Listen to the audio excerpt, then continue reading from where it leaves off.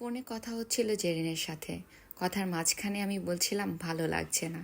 তখন জেরিন বলল, ভালো কি করে লাগবে, চলেন আমরা ঘুরতে যাই, ঘুরে আসি। আমিও অতটা ভাবলাম না, না ভেবেই বেরিয়ে পড়লাম যে চলো যাই, ঘুরে আসি। কোথায় যাব এই ব্যস্ততম ঢাকা শহরে ঘুরতে? পরে চিন্তা করলাম তাহলে যাব মাওয়ার দিকে। জায়গাটাও নিরিবিলি হবে, গল্প হবে, আড্ডা হবে, আর লং ড্রাইভে আমরা ঘুরে আসবো।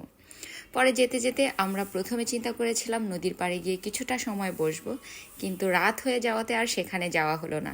পরে আমরা ঢুকে পড়লাম প্রজেক্ট হিলসাতে। হিলসা আমার এ কারণেই ভালো লাগে, এখানে তেমন একটা ভিড় থাকে না, মানুষজনের কোলাহলটাও খুব কম থাকে, যে কারণে বরাবরই এই জায়গাটা আমার ভালো লাগে। আর ওরা একটা ভালো জিনিস করেছে, এখন সেট মেনিউ তৈরি করেছে।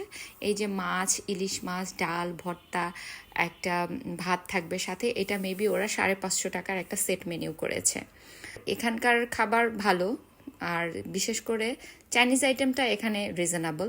আর এই মিষ্টিটার কথা কি বলবো, মিষ্টিটা অনেক মজার ছিল। দইয়ের কথা আর বাদ দিব কিভাবে, আবার গেলে আবার খাবো, দইটা অনেক ভালো লেগেছিল। আর ইয়ারিকাও খুব সুন্দর একটা সময় এখানে এসে পার করেছিল, সেটা দেখে আমারও খুব ভালো লাগছিল।